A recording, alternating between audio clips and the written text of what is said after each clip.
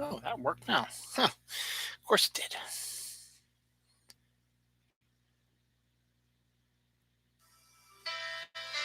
It's raining in Baltimore, 50 miles east.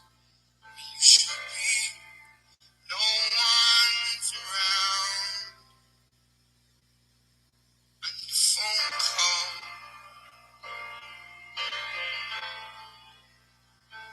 I need a raincoat. This is Counting Crows' song, Raining in Baltimore. I need a big love. Considering it is presently raining in Baltimore here on the last day of February. This is Counting Crows was one of those bands that, always seemed to be the epitome of the 1990s sort of depressing sort of music. The fact that they were huge hits anyway. I mean, they had a couple of upbeat, exciting songs, stuff like that, but a lot of their songs are more mellow, introspective. And Adam Duritz, who is the lead singer of Counting Crow, is from Baltimore, so hence the song. God, my hair's all messed up here. There we go. It's all right. Best I can do right now. Make it look like I have a wig on, but I don't. Anyway, welcome to a brand new episode of Dylan Knows, episode 391. Nasal hair extensions. We'll talk a little bit more about that today. And it is the last day of February 28th, 2021. Tomorrow is March 1st. It is the beginning of meteorological spring, and we are entering into the third month of the year, which by the end of that time, a quarter of the year will have gone past. March is a big month. My sister's birthday, my wife's birthday, my father-in-law's birthday, my twin nephew's birthday, my deceased stepdad's birthday was also in March as well, and it's St. Patrick's Day, obviously. Some big stuff coming up in March. It is also a 31-day month, much like we had in January. So we haven't had a 30-day month yet. That comes next month in April. April bring about Easter and my mom's birthday and much more warmer temperatures as well. The temperatures are going to start changing here. But yes, as I said earlier in the show, it is presently raining in Baltimore. We are experiencing an all-day rainstorm probably, which is fine. Clear out some of this crap snow that we've had. We had another snowfallish thing happen on Monday, Tuesday-ish. It happened I think it was Monday while I was at work, and then stopped by the time I left. So it was nothing too major. And by the time I left work, it was getting warmer, so it became more of a slushy sort of mess to try to clean up, because I had to. You were basically scooping up water when you were shutting out your parking spots. But right now there is presently no snow or ice in the parking spots. So now we can finally go back to normal without any a-holes taking my parking spots, which you all know is one of my biggest pet peeves. But we're not here to talk about that. We're here to talk about a brand new episode of Dylan Knows. Some video game news. Pokemon celebrates anniversary, as does Legend of Zelda. Golden Globes are tonight. We already ran down the Golden Globes nominations. We're not going to do that as well. Netflix in the news. Lady Gaga had a story, an incredible WandaVision. Also finished up Dash and Lily. I'll give you my review of that. Locally, some cool stuff happening around here. Hershey's is in a lot of the stories this week, as is Cadbury. Stephen King gets a mention, as does Baby Yoda, and Bruce Springsteen as well. We get some dates for Disney TV shows. We also get, what else do we get here? Some TikTok stuff. We have a GoPro for your cock, which should be interesting to discuss. We've got more idiots, possible Quantum Leap reboot, walking sleeping bags. Some sequels rolling through here, some reboots rolling through here. Sabara. Okay, that's what it is. Okay. DC once again is changing their universe and is making it make no sense whatsoever. Dunkin', Krispy Kreme make appearances as well. Amazon and Netflix, cats, inflatables, Easter, summertime, Burger King, some deaths. Twin Peaks Day was this week. And there's some other stuff. And the You Are High Journal, we'll talk about that also. And Batman and Fortnight are doing something interesting. So we will get on with that as well. So first up, we're going to talk about, just real quick, Pokemon's 25th anniversary was this week. 25 years ago this week, the first Pokemon game was released, or anime or manga or whatever it was. But whatever it was, the first Pokemon stuff was released this week, 25 years ago. Pokemon Go is not really doing anything special. They did their big Kanto event last week, which I talked about on the show last week. And this week is more of a Rocket Legendary Raid weekend, which is kind of dumb. Oh, well, not going to do worry much about that. But yep, Pokemon, 25 years. Pokemon Go's been going on now for about 4 years. So that's really the multitude of my stuff. My wife has gotten a little bit more into the Switch stuff when it comes to that. She played Let's Go Eevee and also is playing Pokemon Sword right now. We're going to talk about, actually, I may as well find that now. I'll talk about it right now. But there are actually, to celebrate the Pokemon Week this week, they announced two, or actually technically three, but two new Nintendo Switch Pokemon stuff. First up, the much rumored Diamond and Pearl reboot for the Switch is finally, there it is finally up and running, and will be coming out later this year. So much like with their Let's Go Eevee, which was a remake of the original Gen 1 stuff, this is going to be basically a remake of Diamond and Pearl, which I believe is Gen 3. So they'll be interesting to see how they do that.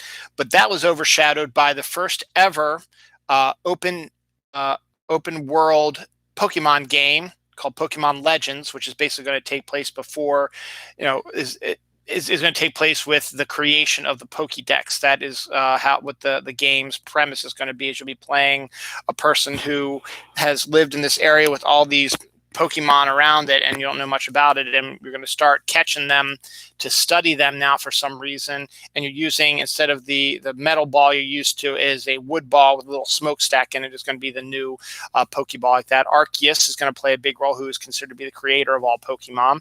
But we're going to get a open world thing where you can play with other people across the world as you catch and write down the first Pokemon ever, and should be a interesting take to see how they are actually going to run that. So we will see what happens with that. So congratulations to you on that, on Pokemon. And yeah, so that's what's going on with that.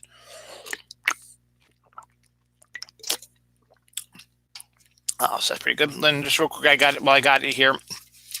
Legend of Zelda celebrated its 35th birthday this week as well. I remember playing the very first game for Nintendo. At the time, my mom was dating a guy named Tony, who was about, 10, 15 years younger than she was. And he had a Nintendo, and he loved Legend of Zelda. He was a FedEx driver, so he would work during the day, and then at night he would just play Legend of Zelda. I think he completed it multiple times. So I played the original Legend of Zelda. I haven't played any other. I tried the second one. The second one was okay too. I liked the second one also. But those were the only two I played. I haven't played any of the other ones. And Nintendo, I think, is going to be releasing some of the older Legend of Zelda games onto the Switch. So I think when that happens, I might have to pick up one or two of those. And sorry, Katie Bug, I'm doing my show.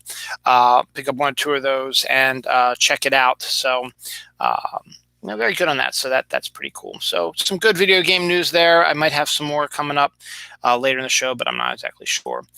Some sad news that became good, actually. Late at the beginning of the week, Lady Gaga told everyone that her French bulldog, her beloved French bulldogs, were kidnapped, and her dog walker was shot during the kidnapping. So the kidnappers came, they shot the dog walker, and after he was down on the ground after being shot, they kidnapped the dogs and ran away with them. The dog walker, luckily, has no life-threatening injuries, is recovering nicely in the hospital right now. And just, I think, yesterday, Lady Gaga finally got her dogs back. So somehow she got her dogs back, and her dog walker is recovering, but still it's kind of a weird, scary sort of situation that happens, which is harkens back to the discussion I think we were having about celebrity last week, how being a celebrity is not all, peaches and cream and stuff like that, that stuff like this would happen to you all the time. And it's kind of scary if you think about it. So I'm glad everything seems to be working out okay. On a different note, a good note, this was revealed today. I think I saw this. It's called the You Are High Journal.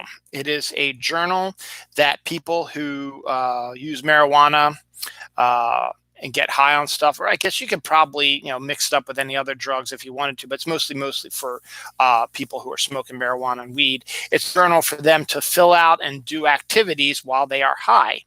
I think there's like stuff you can color in.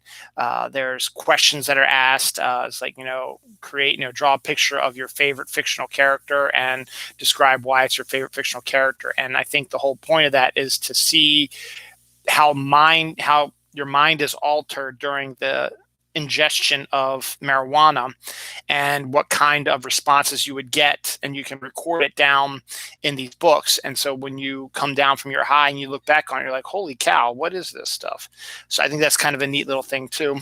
Speaking of marijuana, New Jersey this week passed the legalization of marijuana. So that's a little bit closer to home now, which leads me to believe that hopefully Maryland very shortly will be following in its footsteps. We have legalized medical marijuana, but not recreational marijuana. I am totally for legalizing recreational marijuana, and I believe it should be something that should be done possibly worldwide as a constitutional amendment, if you want to do it that way, or even as a law brought up by Congress that they can never get off their asses and do anything. Which, I'm not going to rant about this, but I just was angry this week when people keep declaring how bad things are under Joe Biden because he's not getting their checks out to them in time, and he's keeping kids in cages, and he's bombing people. And you got to put it into perspective. First of all, he has no real control over sending out the checks. Congress is the one that does that, and it's made a big leap, big hurdle where it passed the House bill, and now it's got to go through the Senate, which has its own issues with the Democrats. Hopefully not kowtowing to the fucking Republicans, because the Republicans are like, the minority parliamentarian says we cannot pass this law with the $15 raise to the minimum wage in it, which is entirely bullshit. So they ignored everything that our parliamentarian said, so we may as well do the same thing, but I don't know if that's going to happen or not. Hopefully it won't. But the bill that passed in the House did have the $15 raise to the minimum wage, so hopefully that'll get passed in there. As for the kids in cages with the new buildings that were put up by Joe Biden, they're screaming it's the same old thing. No, it's not the same old thing. If you'd sit down and do your fucking research, you would discover that these are not cages. They are actually for buildings for unaccompanied children who do not have any family or do not know where their family is. It is a place for them to hang out. There's no cages. They are not allowed to leave, obviously, because they could get kidnapped and taken for the sex trade, which is why probably a lot of these people who are saying they should be allowed to not be locked up, because they probably want their own little, sex slaves that they're probably into, But it's to protect them, but they have a hospital, they have food, they have warmth, they have electricity, they have beds, they have fields to play basketball and soccer on. They just can't leave, and then they can leave, but because each person who works there is going to be doing research for that specific child to see if they have any family in the United States or what happened to their parents in Mexico, and the way to keep them safe, because you don't want these kids to be wandering around the cities by themselves. You never know what could happen to them. This is a way to corral them. Yes, people are saying, but it's still concentration camps. If you remember your history, concentration camps were a lot worse than that. They were being starved. They were held in places that had no temperature control. So it's either way too hot or way too cold. They were being shot and killed in the camps. They were being gassed in the camps. They were not allowing them showers or medical health during this stuff, which, hey, by the way, if you actually sat down and got off your ass and did some research, you'd see that these places do all that stuff. They give you showers. They give you health care. They give you food. They give you soft beds. They give you temperature control. They give you clothes. They give you places for you to exercise. They give you schools so you can continue your studies and your books to read, stuff like that. So get out of your fucking ass and just wait for your fucking money, and don't worry about these kids. We know what we're fucking doing. It's a whole fucking lot worse than what that a-hole was doing. So you need to just lean back here, step back a little bit, and know that you're part of the problem right now, you bastards. And also, the bombing that happened was in response to the fact that a dude killed an American, and the asshole in charge before Biden was okay with it because he wrote bad things about him. And also, it was Saudi Arabia. And this guy did not die, nicely. He was tortured and murdered, and they deserve everything they get. It's absolutely bogus. Then don't even get me started, this whole CPAC bullshit where these conservative Christians who believe God's will and stuff like that are wheeling in a golden statue of that asshole and praising it as their new God, which is, if you were an actual Christian, would know that that's against the fucking Old Testament, which you guys claim to protect with your life. So you can just get off your fucking high horse also. Sorry, I just had to get all that fucking shit out of my head right now because I'm really annoyed by a lot of the stuff that I keep seeing, and just these, and a lot of that are not just Republicans, they're Bernie bros who are still upset about the whole, them losing and stuff like that. Well, get over it. Maybe if Bernie did a better job and appealed to more people, maybe he would have gotten somewhere. And honestly, do you think Bernie would be doing all this shit that you said, Biden should be doing? I highly doubt he'd be able to do all the stuff that he promised us. So just get off your high horse and just fucking relax, you dumb shits. Yeah, the Republicans are also saying, Biden hasn't done any of his promises in the 100 days of his election. He became president January 20th. It is February 28th. That is 38 days, not 100. You really need to kind of learn your math there, Sparky, you dumb fucks. But hey, what do I expect? You're a bunch of dumb morons, hick shitheads anyway. So fuck off. I didn't mean to go off on a tangent like that, but I think it's causing me to have ulcers because my stomach has been kind of upset lately, and I cannot stand this shit anymore. And it's just so fucking annoying. But let's move on to bigger and better things. Cadbury, do the Cadbury cream eggs and chocolate, stuff like that, is willing to pay someone $14 an hour to taste their chocolate. That's not a bad deal to do. So let's see if you can find that job. It'd be pretty good. The Gulf Stream is at its weakest in over 1,000 years. The last time it was this weak, England froze. So this is, again, a climate change thing that could portend some ecological and weather problems down the line. The Gulf Stream is the stream of warm water that comes from the Gulf of Mexico into the cold Atlantic, which warms up the ocean itself and creates storms and creates the warmth and stuff like that due to the heat of the water, stuff like that, and also brings animals up, sea animals that prefer the warm weather up into the Atlantic Ocean and stuff like that. But apparently it's a lot weaker than it has been in 1,000 years. So the warm water is not coming in as much. So that's why we're getting these weird storms and weird things going on in cold temperatures and stuff like that. So again, more proof that climate change is real. But hey, these fucking a-holes are just going to ignore it like they always do because they're fucking a-holes. The Golden Globes are tonight. A couple weeks ago, I read you the nominees. They do television and movies, so this should be a good gauge about what's coming up. The Academy Awards, I believe, are doing their nominations on March 15th, I believe. And I don't remember when the Academy Awards actually will be. I talked about it on my show a while back, a couple weeks ago. So let me just see. Academy Awards 2021. April 25th. Okay, it will be held on April 25th. So we've got a little ways to go. But I believe March 15th is when they're going to be doing the nominees. So as I said, it was actually supposed to be today, actually. Interesting. That would have been interesting. I would have been doing my my Academy Award show today. Instead, I'm doing this stupid thing. But yeah, so they're coming up soon. So I think March 15th, as I said, will be the nominees, and then April 25th will be the actual event. Also, real quick, I just remembered another thing that happens in March, which I just discussed a few minutes ago. We turn our clocks ahead, so it'll start getting lighter later in the day. That's voicemail. Yes, I know it's voicemail. It's probably some stupid shit about in-school learning, which we're not doing. So let's see. meal update. So that's, I mean, it's good for kids who need it, but I don't need it. But I get phone calls from the Board of Education all the time. So let's ignore that. All right. What else is going on here? So Golden Globes tonight. So check it out tonight. Get an idea, a general idea of what possibly could be coming down the pipeline for the Academy Awards in this weird truncated year due to COVID. It should be interesting to see what's coming up. I guarantee you that a ton of Amazon, Prime, Hulu, Netflix, Disney Plus movies will probably be, and TV shows will be a lot of winners. So you're going to see, since that's how most of the movies and TV shows have been brought out through streaming instead of in theaters. So it should be interesting to see where we go with that.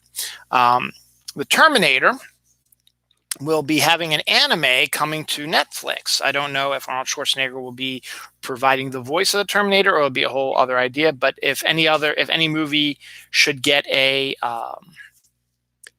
anime TV show or whatever, Terminator makes a lot of sense. So good on that. The Grand Egyptian Museum, which I had no idea about, has been being built over the last few years, is getting ready to be opened real soon. It's a celebration of everything Egyptian with giant glass windows, which will give you views of the Great Pyramids and give you also a grand tour of Egyptian history and relics that they found, obviously, all around Egypt. So for fans of that kind of stuff, and once things get a little bit more calm, that might be a destination to go visit if you're interested in that kind of stuff. It's interesting, might be a neat idea. The Real World, that show that started way back, I think they might be celebrating that anniversary. I think 1991 possibly. So that would make it 30 years. 91, 2001, yep, 2001. So about, I guess, Real World was about 30 years ago, back when MTV decided that they were going to do more original content, but they'll still played videos, but much they did in the 80s. But the Real World was a unique experiment. You could technically call it the first reality show if you really wanted to. Basically, they said, why don't we set up a group of 20-somethings right out of high school or college or whatever, and put them in a house in a big city.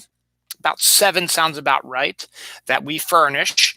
We videotape them 24/7. We follow them around with video cameras, and we bring in different types of people, Southern people and Black people and Asians and gay people and trans people and white supremacists and just all kinds of, just to try to see what the conflict is. And so we get the huge conflict when you throw a bunch of young people who believe they know everything, or who have been drilled about how to react in a certain way, living together and trying to survive for, 3 months or something like that, while everything is completely filmed. So they're filmed while they're in the house. They have secret confessionals where they talk about their feelings about certain things that are held private till the show gets edited and shown out there. So if you have bad things to say about your roommates, they won't know until you watch the show what they were saying about you. Unlike other reality shows, you do not vote people out on this unless they do something so bad. The second season, they had to vote out. They voted out one person, and another person left because I think she got married or something, and they brought in somebody else. The third season was the whole Puck situation, which I absolutely hated him. And the fact that MTV was like, oh, this is an interesting character. He got kicked out of the house. Let's follow him around. I was like, no, fuck no. He doesn't deserve it anymore. Let's stick with that third house. And then I stopped watching around the fourth season, which was England, because they were boring as fuck. And I wish I would have hung on, because they did a Baltimore one. I don't think I've ever seen that. Would have been neat to see that one. But it was, it was the big thing. And, the New York group was the first one. And, it started right off the bat. There was a dumbass Southern girl, 18 years old, something like that, and a streetwise Black woman who had a beeper, and her beep went off, and this stupid Southern chick was like, what, do you sell drugs? Which is a fucking racist thing to say. And that started the conflict off. And then there was the Black guy who was, very like Malcolm X-y sort of type. And then there was the jock sort of guy that sort of became like a DJ for a while, or something like that. And then there was, I forget the others. Those were like the main ones I remember. But they all came back for a reunion. show type of thing. They show the trailer. I had no desire to see a trailer, but it's out there. And if you're a fan of the real world, you might want to check it out. But that ship has sailed for me. I have no interest in it whatsoever. FBI to me, this should be a much bigger story. And here I am doing it 25 minutes into my show. I should have done it at the top of the show. But the FBI, the Federal Bureau of Investigation, is a federal branch of the United States government, confirms the appearance of long cylindrical UFOs that are moving really fast over New Mexico. There have been some video footage of these cigar-shaped cylindrical spaceships that are unidentified flying over the skies of New Mexico very quickly. And normally you would just think, okay, it's more UFO sightings. We see them all the time. It's no big deal. But when the FBI, a important federal investigation group, claims that there's something to that, you got to start thinking about, what the hell does that mean? Are you finally going to, I mean, they did reveal a bunch of stuff what they knew about UFOs, and they sort of put it out there, but do you have some inside information that something is going to be coming down the pipeline? Are we going to be getting an invasion? Are UFOs, coming really soon? Do we know, or is this just to get us ready for when they do appear? That means that they're going to appear soon. I don't know, but I feel this should be a bigger story than it is. The fact that the FBI said, yeah, we don't know what these are. They're UFOs. I mean, technically you could say anything could be a UFO. If it's unidentified, you don't know what it is. Doesn't mean it could be alien oriented. Could be a new spaceship, could be a spaceship, a new airship, could be some trick of the light, could be some new animal. I don't know. But the fact that the FBI is like, yeah, there's something going on out there, is like, okay, do you mind elaborating on what you think is going on out there? That might be a little bit of a help. So I think that's a bigger story, but it's being buried under all this bullshit, and no one is saying anything. And this story was not from, some stupid website. This was announced actually on my local channel, WJZ Channel 13. They put this on their online stuff because they do other stories as well of interest as well. So, and I haven't seen anything else other than that story. It's like, that's really interesting that you're not saying much more about that. I think I'll wait until the 30-minute mark to talk about the name of this show. Batman and Fortnite. Fortnite is my new passion. I got into it in 2020 when my son got into it, and I enjoy playing it right now. I've been playing now for almost a year, because I started playing on my cell phone early on once I got shit canned out of my job for like 9 months due to COVID. That I got into it that way, and so I've been playing for a while, and it's been a lot of fun. I enjoyed it, and then they just had a Marvel superhero season where it was Marvel superheroes all over the map, and there was the battle pass were all Marvel superheroes as well for skins, stuff like that. And they have released they had released DC ones as well. They had a Batman pack that had Catwoman in it, and 2 versions of Batman, the comic version and the movie version, which I've always, whenever I play as Batman, I always play as the movie version, because the comic version, I just cannot see him with a gun shooting and killing people, because that's not Batman. But the movie version says, fuck that stuff. We're just going to make him be a killer and shoot people, because that's what people expect from Batman and what he should be doing in the real world if there was a real Batman. And I say, fuck you, Zack Snyder, you dumb fuck. Anyway, that's besides the point. Anyway, so Batman doesn't kill people, by the way. Anyway, so and then they just released a joke pack for Christmas, which I got for myself and my son. They had Joker and Poison Ivy as well, so I got that as well. So I've got Catwoman, I got 2 Batmans, I got Catwoman. I already said that, Poison Ivy, Joker, and then also in the season before the Marvel one was when the Fortnite map was swamped, and the special skin for that season was Aquaman. You had the Jason Momoa version, 2 versions of that. So I have Aquaman and Black Manta, who you have to have if you have an Aquaman. So I have a bunch of superheroes right now, and then they just released the CW Flash as part of this Hunter series, and they also just released a Green Arrow, which you could only get if you join the Fortnite subscription club. So they're periodically releasing some DC stuff, and And Harley Quinn was also part of the Batman set as well, and that's the stupid movie versions. And I wish I would have done the comic appropriate versions. But big news this week got me excited. Fortnight is joining forces with Batman. And actually, when they were doing the Marvel season, there were a number of variant covers for all the Marvel books that had Marvel characters interacting with Fortnite characters. So this is a relationship that's been cultivated over years in the comic industry and Fortnite. But now they're focusing on DC since they just did a whole Marvel season. So with the DC, they're doing a 6-issue Batman Fortnite miniseries written by Christos Gage, who is a guy who's written some stuff for Marvel and stuff like that. Could be interesting, but that's going to be released at the end of April, and it's going to last through August, I believe, with like 2 issues coming out during the summer. So it's like going to be 1 issue in April, I think 1 issue in May, and then 2 in January, or 2 in June, 2 in July. So I guess it'll be by the end of July, you'll see it. And inside every issue, there will be codes that you can download to your Fortnite game to get special items. The first one being in the first issue will be a new Harley Quinn skin, which is more comic accurate, which I'm excited for. And the last one in the 6th issue will be the Batman armored warrior skin they'll be offering as well. In between all that, they're going to be doing some other cosmetic stuff as well. No news about that because the skins are the big important news about that. You will have to buy, I think, I don't know how they're going to do this, but you need to buy all 6 issues to get the Batman code, which means that they might do a couple bits of each of the code in each issue. So it's like, and here's the first 3 letters of the Batman code, and here's the next 3 letters, and the next 3, and the next 3, or if it's a 6, I forget how long the code is, but if it's 6 codes, like here's the first letter of the Batman one, the second one, you have to get all of them together.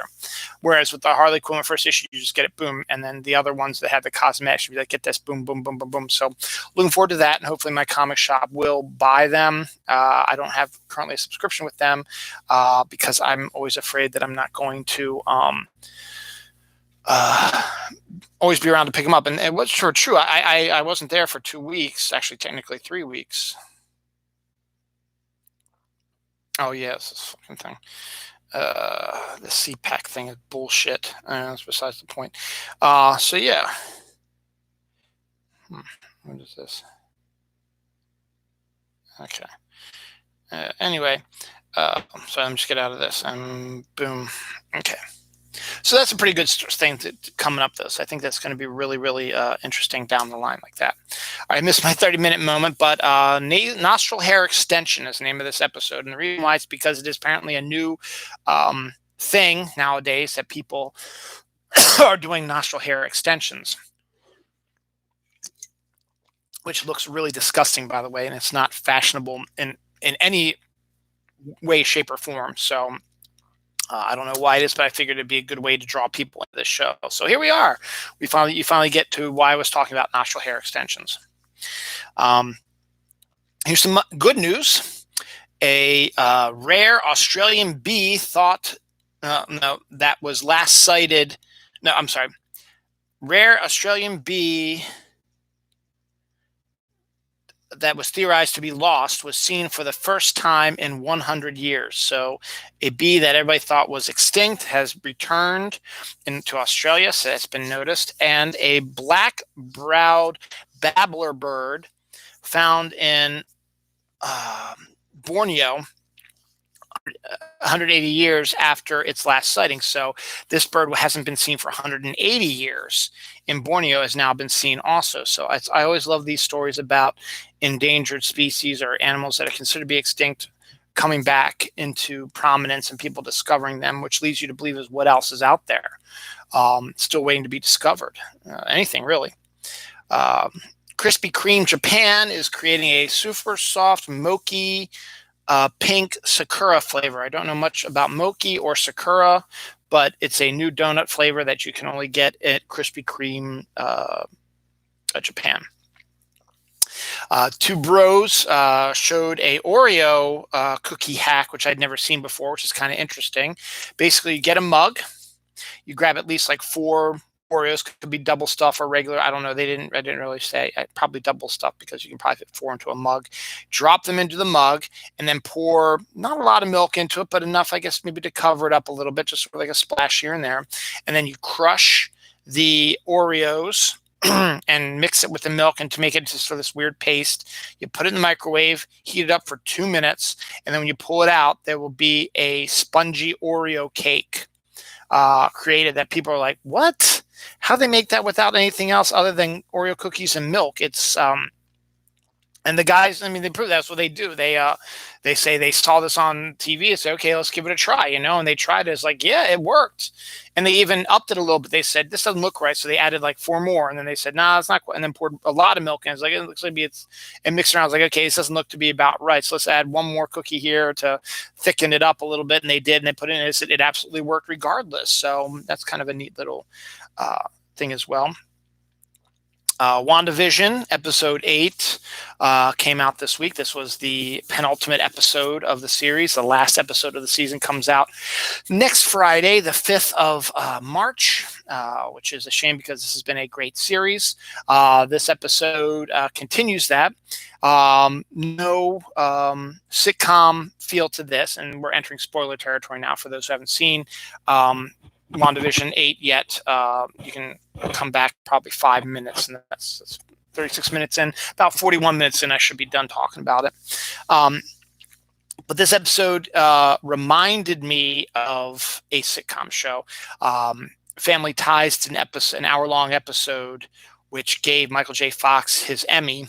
It was basically called "My Name is Alex P. Keaton," and basically what happens is Alex's best friend gets killed in a car accident on his way to come see Alex or something like that. And so Alex feels guilty about it and ends up, kind of breaking down a little bit. So his parents take him to therapy. So the next scene where he's in therapy, he's on an empty stage. It's all black and stuff like that. He's talking to an unseen doctor. And he's talking about his life with his friends and his life in general, stuff like that. And it does events where Alex takes on the role of his younger self and interacts with his family members and friends and stuff like that. And it's really a very powerful episode. It really shows how great of an actor Michael J. Fox was. And this basically episode of WandaVision was basically that, but when it comes to Elizabeth Olsen's Wanda Maximoff. So as we remember, last week's episode ended with Agnes being revealed to be Agatha Harkness, and Agatha's behind it all. And she's in Agatha's basement, which is dark and has purplish light and stuff like that. And her kids are missing, and Vision is all across town, is trying to make his way back to her, but something's stopping him from trying to do that and stuff like that. In this episode, we learn about Agatha a little bit. She was a part of a coven of witches back during the Salem witch trials who became more powerful than the other members of her coven and ended up sucking their life force out of them, and has lived since that point on doing various things. We don't know. We don't really go into that much detail because the whole point is that Agatha has discovered this place and wants to know how Wanda did it, because Agatha has not really determined any special extra witch powers that Wanda had, and is trying to figure out how that happened. So she basically, has her trapped using magical bonds, stuff like that. So Wanda can't use her powers against Agatha. And so Agatha's like, we're going to take a walk down memory lane. And we start seeing Wanda's life flash back. And we see her, they enter doors. And the first door they enter is the day her parents died. And her and Pietro had survived during the invasion. How they survived for 2 days with a bomb that was ready to go off at any minute that didn't kill them. And then we discover, we fast forward to her, Wanda, being held hostage by Hydra, and learning more about her there, and seeing the Soul Stone and being able to not be affected by it, and basically maybe giving her the powers that she has now. And then we fast forward to after Pietro died and after the battle with Ultron, and Wanda is now a member of the Avengers. She's sitting in her room and she's, grieving.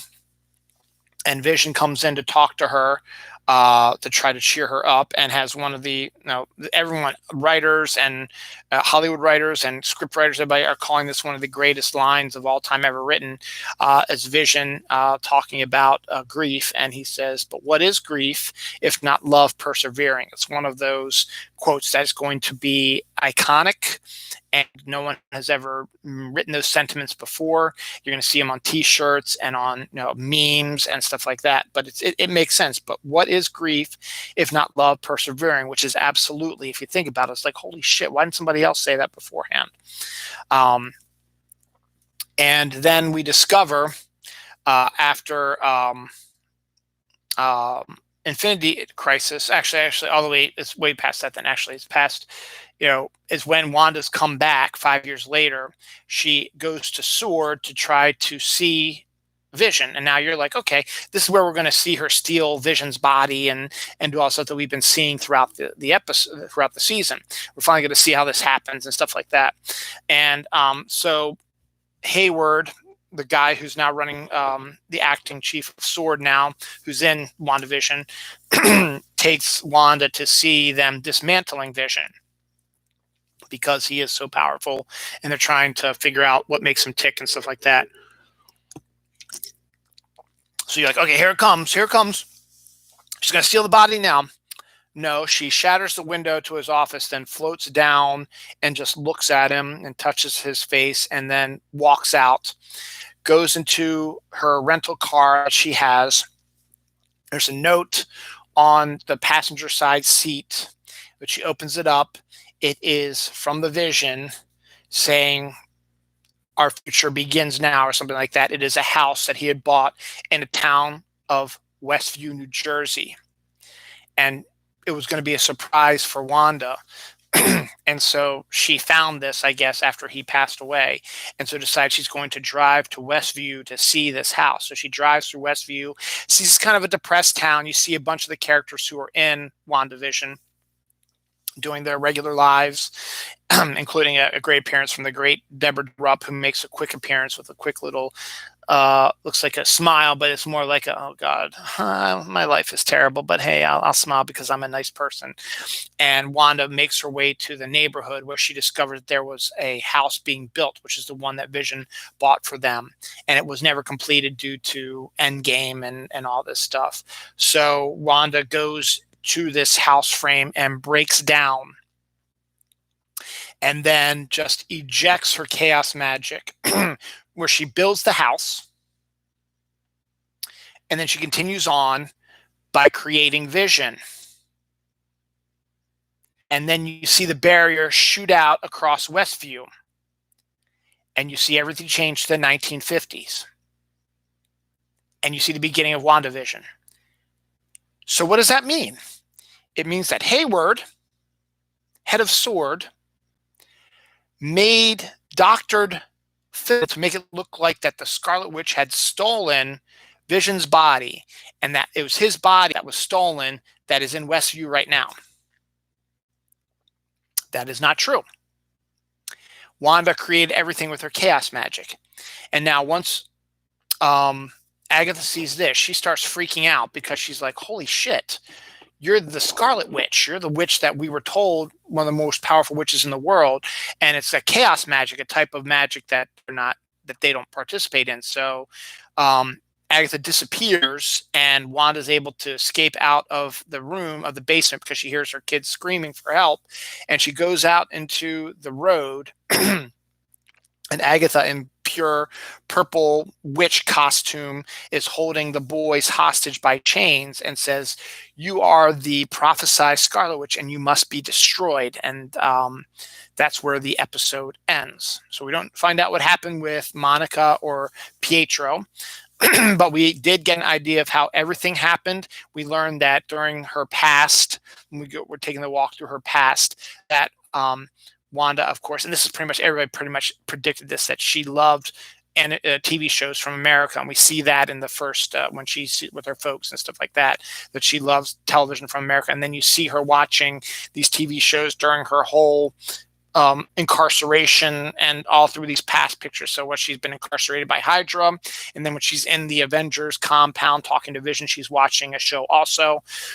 So you know that it's that's where that comes from. So you get a lot of answers in this, but then you have the mid-credit sequence, which is even more interesting. So remember how I said that Hayward was the one that doctored the footage of Wanda stealing Vision's body? Well, apparently Hayward was the one that stole Vision's body because he is releasing his Project Cataract, which is a rebuilt Vision, but completely white, which is something that happened in the comics. Doesn't have the Soul Stone, but it was a completely built Android robot, so it probably runs like a regular Android and doesn't have a soul and stuff like that. So it looks like we're going to get White Vision versus regular Vision and Wanda if they succeed, and Agatha's involved in there as well. We got to find out what's going on with Darcy and Monica and Pietro, and we got to find out about Jimmy and all that stuff. And we have a lot to tie up in this, and honestly, we don't really have that much if you think about it. Everything's pretty much been answered now, except about Pietro too much. The only thing was a little throw offline by Agatha. She created him from an amalgam of stuff because she couldn't bring back her real brother because necromancy is messy and doesn't quite work. And so we got to learn a little bit more about him. We got to learn about what's going on with Monica and her powers. Granted, that's probably not going to be a major issue because she's been confirmed to be in Captain Marvel 2 and in Miss Marvel, the TV show. So they'll cover that a little bit more in those, particularly probably Captain Marvel 2. We've got to lead to figure out what's going to happen to Vision and Westview and all this stuff. We're going to figure out what's going to happen with Darcy, if she's going to have powers, or what's going to happen with Jimmy and how he's succeeding and stuff like that. And we got to figure out, how this is all going to end and lead into Doctor Strange too. So they have a lot to cover, and a lot of people believe that. I think they say this is going to be about like a 50-minute episode, so it should be plenty of time to wrap up everything, so we'll find out. So definitely, again, worthwhile. Definitely need to watch the whole thing, and it's great. Some death this week. Local death for me, personal local death for me, is up the street from my house where I grew up. Is a place called Genoso's Barbershop, and the guy who run it was named Chuck. And I've known him since 1995, I guess, when I started working at the bagel shop. And he would come down to the bagel shop every day because we were on the same block as him and buy bagels. We became friends, stuff like that. And then he became my haircut guy for the longest time. And then even when I moved out to Reisterstown, I couldn't find a good haircut place for the longest time. So I kept going back to him, even though it's back in Towson, a good 20, 30-minute ride to get my haircut, which is kind of ridiculous since there's supposed to be really good haircut places around here. And I found a couple of good ones, and then they disappeared. They stopped. They left. They didn't have enough money or whatever. And then I went to a few of the stylists on Main Street, but I just seemed like I was not wanted there, even though it says, free walk and stuff like that. But they were like, oh, okay, yeah, we'll take you. But I think they wanted more along the lines of, people to come in for hairdos, and more along the lines of women for hairdos and stuff like that. So I didn't feel really welcomed at these places, so I didn't want to go back to those. And there was another one that opened up that shut down. And then there was another one I was thinking about, but it's like I didn't like how it looked. And there was another one that I didn't like how it looked. And so I've been going to Sports Clips now. Well, I've been there twice. And I need to go again because I'm getting my hair long. My son needs to go again. So we'll do that soon, but it's just they're always so busy. So we'll see what happens. But Chuck passed away this week at the age of 84 due to heart attack. So my mom told me this because she's been getting her hair done up there since she still lives right down the street from it. So and it's within walking distance for her. So kind of sad that something like that happened, but I hadn't gone to him in a few years anyway. So maybe a year. It's been it might have been 2 years because it was before COVID. So probably 2 years it's been since I've been there. NFL defensive lineman Louis Nix III was discovered dead at age 29 today.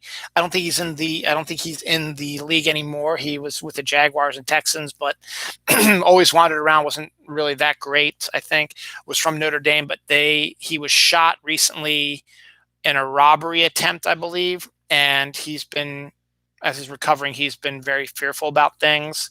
And then they discovered his body. They believe that they found his car in the water. So I think he either was driven off, someone drove him off the road, or he was drunk, or lost control of the car. Not necessarily drunk, could be just lost control of the car.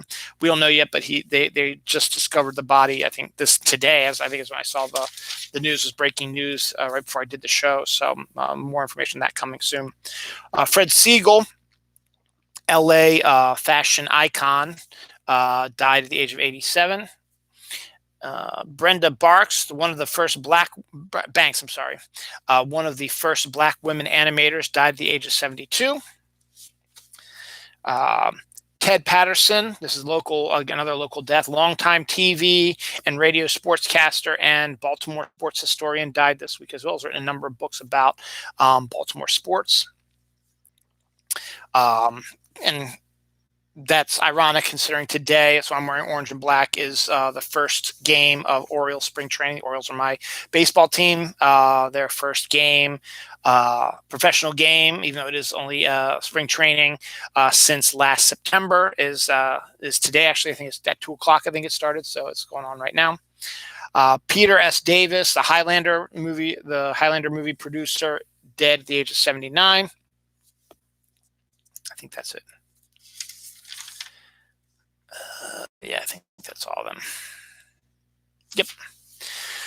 So all of that passed away. So rest in peace, y'all. Here's to you.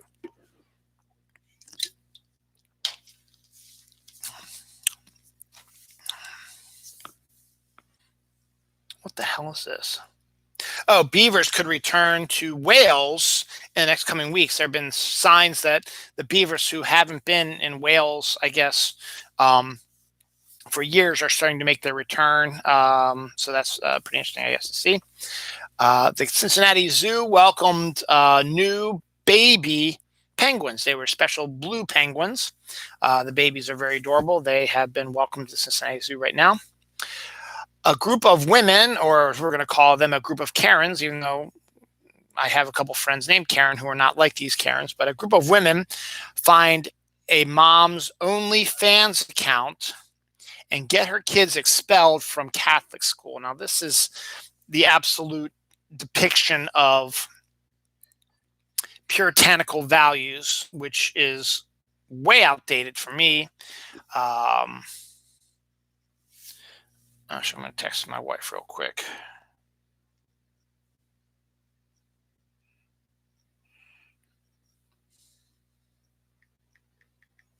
Sorry.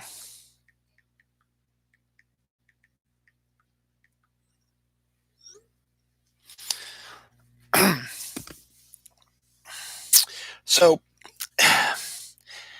I understand Catholic schools. Now they have a rep they have to show, and it's fine to have Catholic schools. It's absolutely. I mean, and you learn about the church. So like that's where you should.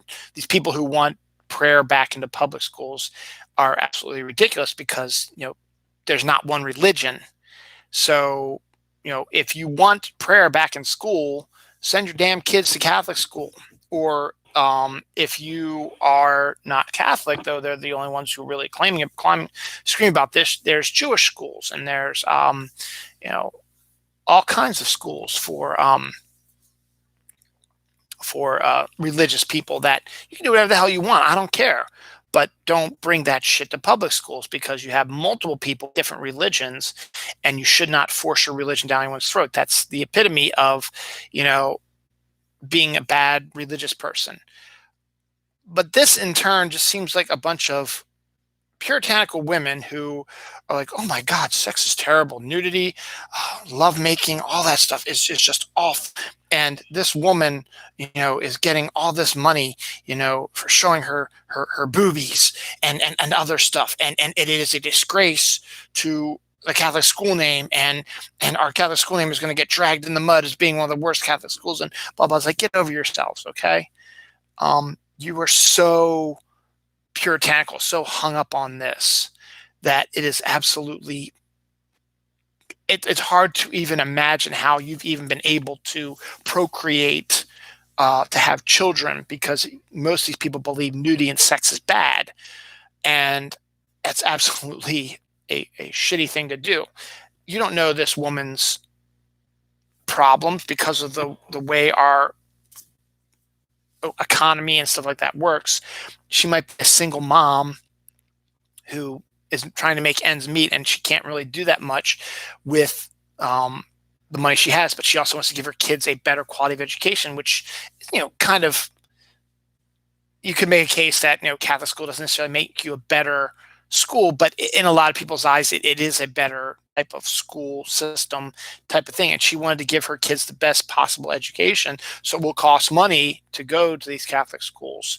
And so she's got to find that revenue somewhere else. So what the fuck does it matter if she flashes her tits or masturbates or whatever, and people pay for this shit? It doesn't concern you. And if church people find out about that, why the fuck are they looking on OnlyFans stuff? It's because you're repressed sons of bitches, probably. I truly believe that. I have no problem with OnlyFans. I just find it depressing that people have to resort to that in order to make extra money, because our working system is a shit show, particularly as you've seen with this war to just try to make people's lives a little bit better, from raising the minimum wage from $7.25 to $15, a minimum wage that hasn't been raised in close to 30 years. And if you followed inflation, minimum wage should be $24 fucking an hour. And people like me who are making, just over, I'm not going to tell you how much, but I'm not, now that I'm hourly, I'm an hourly employee, but I'm making a little bit more than minimum wage, obviously.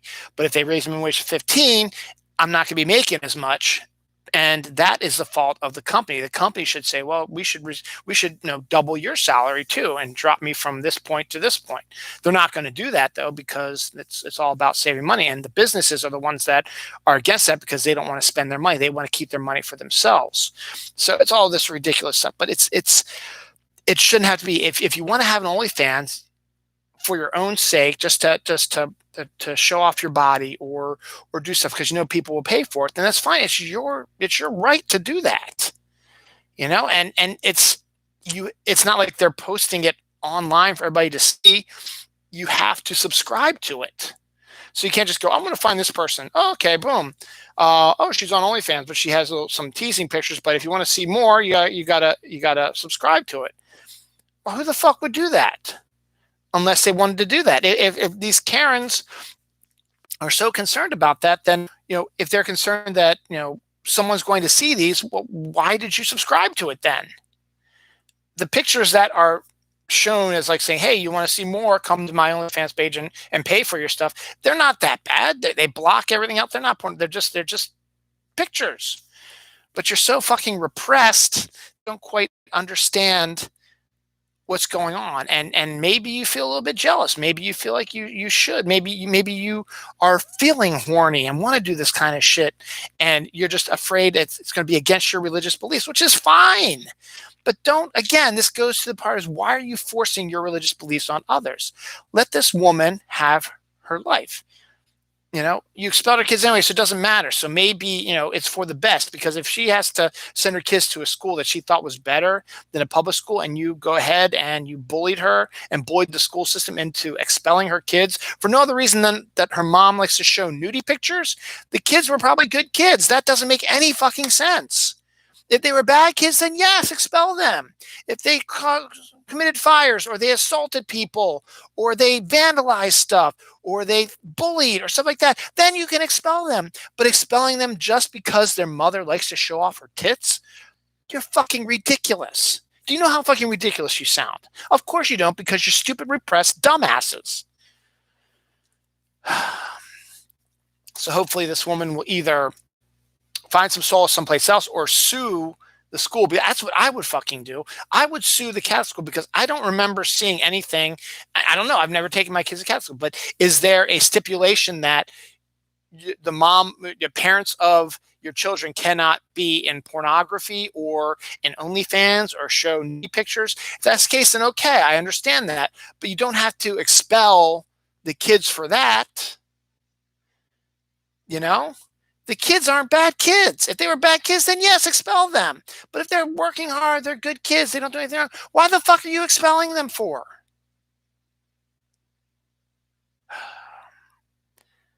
There's just so much wrong with this world. I just it's hard to comprehend why this shit is happening, and it makes no sense. Whew. All right. Hershey's birthday cake flavored Hershey's Kisses have come back out again. I think they came out last year. They're coming out now again, just in time for Easter and spring and stuff like that. So you can get that as well. Cadbury, again, I mentioned earlier, they've created something called an Easter cottage, which is a chocolate building, sort of similar to a gingerbread house, but it's made out of chocolate. So that's something big. They say that could be better than Cadbury cream eggs. So we'll see what happens with that.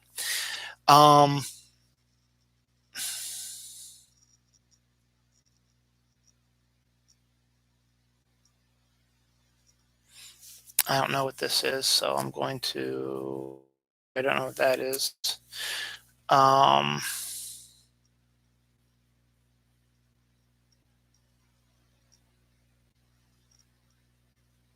Well, Twin Peaks Day was this week also.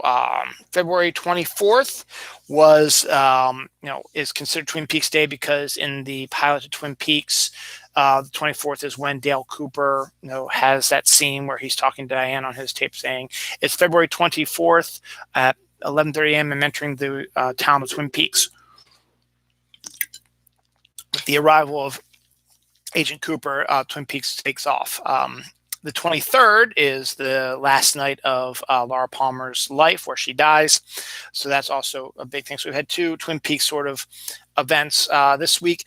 And do that, a fan of Twin Peaks decided to reveal their little lodge they built for their squirrel that looks like a Twin Peaks white lodge, or black, excuse me. So...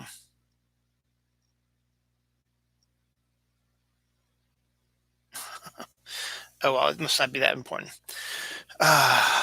Overgrown sheep Barak gets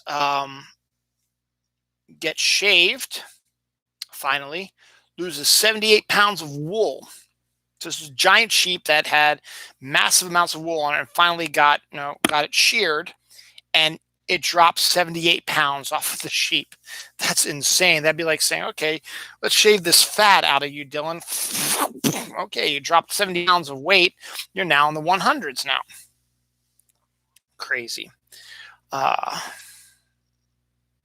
Woman filmed two regular guys at night having a lightsaber battle out in a snowy field while it was snowing. They were actual lightsaber, things that look like lightsabers lit up, but they were actually having like a sword fight in the middle of this field in the snow at night while the snow was coming down. This person heard it and saw and thought, that's kind of cool, and decided to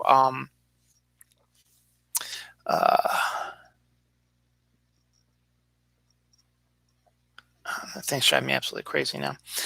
Eddie Murphy makes an appearance on today's show. I don't remember back when Chappelle's show was on Comedy Central, and Eddie's brother Charlie Murphy was one of the regulars on the show, and there was a sketch that Chappelle did that had Chappelle playing Prince, dressed in a dress with like two other guys who took on Eddie Murphy, an actor portraying Eddie Murphy. Charlie Murphy, who is a member of the show, was there, and one other person in a basketball match. And Prince, in a dress, and his whole group in dresses, beat Eddie Murphy and Charlie Murphy at basketball. Now, for a while, people thought that was just a comedy bit, a joke, whatever. Charlie was a story that he created because Charlie's a comedian. But this week, Eddie Murphy's like, nah, that actually really happened. Prince had two other guys. They came, dressed in blouses. We were playing some hoops, Charlie and I and this other guy, and they said, hey, we'll play you in basketball. And we're like, oh, okay. And Prince beat them wearing a blouse. So it's a true story. So if you've seen that particular sketch and thought maybe it wasn't real, no, it's real. That's kind of interesting. Adam Sandler and Christopher McDonald, who co-starred together in Happy Gilmore, who played the rivals, A couple weeks ago, they celebrated Happy Gilmore's 20th anniversary. I guess no, probably 30th anniversary. No, I think it was 20th or 25th anniversary or something like that. Maybe 25th anniversary. With a Zoom call sort of thing. And during the Zoom call, apparently Adam Sandler flew the idea of we should do a Happy Gilmore 2 with our characters on the senior circuit because they're older now. And Christopher McDonald's like, hell yeah, let's do it. And so Adam Sandler's like, yeah, I kind of do it. So I don't know if that's going to be something that's going to be popping up, but apparently Adam Sandler, I guess, has a general idea that he wants to do for Happy Gilmore 2. And Christopher McDonald has already said, yeah, fuck yeah, I'll do it. Whenever you get it to me, let's do this. And obviously, it can be part of Sandler's Netflix deal and will probably be a big hit, probably. So it has not officially been announced since it was just something that was floated, but it appears that maybe this is something that Adam might be like, let me think about this a little bit, and might have already started writing it right now. A new flower species discovered in Pueblo County, South Carolina, is the first known spotting of this flower species in the entire world. So that's always kind of neat that, you always hear about these types of things being discovered in other countries and stuff like that, and have something like this happen in our own country is kind of neat. My daughter is a member of the Boy Scouts. Not really, it's called Scouts BSA now, and my wife is the leader of the adult leader of the troop. I forget what my mind is just blank right now, is the head person of that group. My daughter right now is the SPL because it is a student-led organization. She's the leader of it right now. But she's been doing it now for about 2 years, I guess. And she's working her way to become an Eagle Scout, which would be the third one if she succeeds in our family, because my 2 nephews were both Eagle Scouts. And my son is on his way too if he decides he wants to continue on. He will do it. But ever since the girls were able to be allowed into the BSA, nearly 1,000 girls have become the first female Eagle Scouts. And that's an amazing event, and it's fantastic. And we're actually going to be getting one of our first in our troop. She's finishing up her Eagle project right now. She's going to have order review.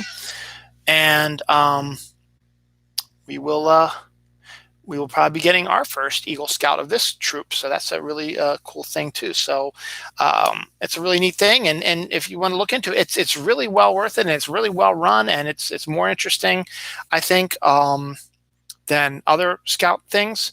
Now the Girl Scouts is capped with who your head person is in charge of that, depending on how much they like it, how much they can do. Like I know a lot of people who do a lot of really cool stuff with the Girl Scouts. My friend of the show, Brienne, does that. But I know there are other ones, like the woman who was running my daughter's Girl Scout troop for a while, that made her want to quit Girl Scouts because it wasn't interesting to her, because they weren't doing anything except doing like girly stuff, and she wanted to do more stuff like camping and stuff like that, and they weren't really doing that. So when they announced that the girls could come in, my son was already involved with it, so it was my wife. They're like, "Why don't you come on in too and join this?" And she did, and the rest is history. So good on that. Company plans to build a private Voyager space station with with artificial gravity in 2025. So basically, they are starting to come up with the idea of creating spaceships with artificial gravity, and it's a private company doing it. So they'll probably only allow certain people allowed to do it, but it'll have artificial gravity, so you won't be floating around in space. So that'll be interesting to see, and that's the beginning leading into Star Trek and stuff like that.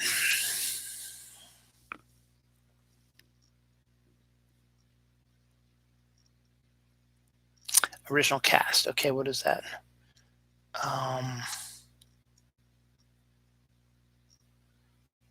Oh, Rugrats. That's what it is. Okay. The Rugrats Reboot. I finally figured it out.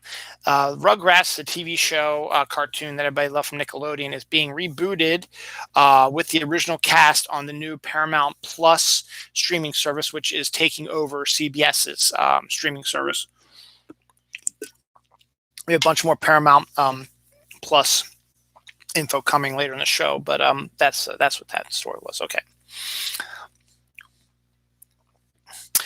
Blondie, the punk 80s sort of band that made it big in the 80s, is finally going to be getting a comic graphic novel written by Amanda Conner and Jimmy Palmiotti, who are two of the nicest people in the comic industry. Don't know who the artist is going to be yet, but I don't, or maybe they mentioned, I don't remember, but the big news is that Amanda Conner and Jimmy Palmiotti, who are married, are going to be writing the Blondie graphic novel. So that's really cool. Sabara Kids, Sabara is a great hummus company you can get at the grocery store. They do great hummus like that. Has decided to open up a brand called Sabara Kids, where they're going to have chickpea-based brownie butter and taco dips available for your kids' eating pleasure. So it's going to be a little bit more healthy than regular brownie batter and taco stuff, because it'll be have a chickpea base. But that sounds actually pretty good. It might be interesting to try on our own.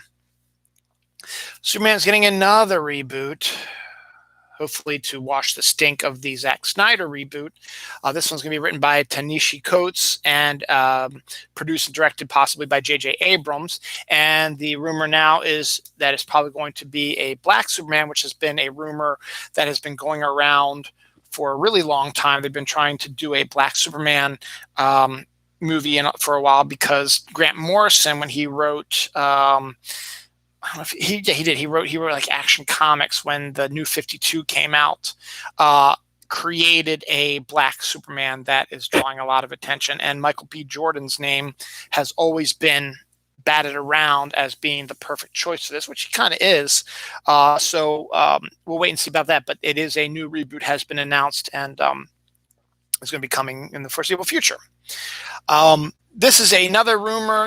Again, it's always interesting to see these rumors about Marvel movies, stuff like that. Some appear to be true, some aren't. In this case, last week we talked about the Jennifer, what's her face, from the Hunger Games, being cast as Sue Storm. Jennifer Lawrence being cast as Sue Storm in the FF reboot at Marvel.